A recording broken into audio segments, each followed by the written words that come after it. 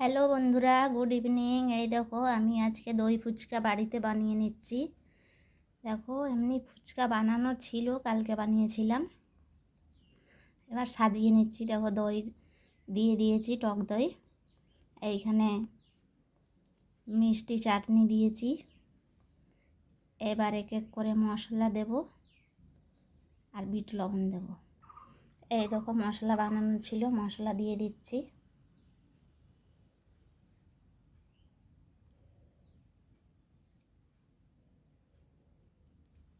এবার বিট লবণ দিয়ে দিচ্ছি।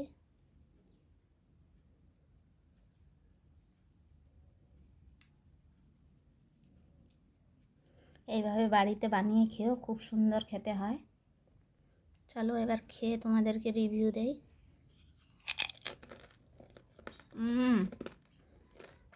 এমনি এমনি দারুণ হয়েছে বন্ধুরা, এভাবে বাড়িতে বানিয়ে খেয়েও।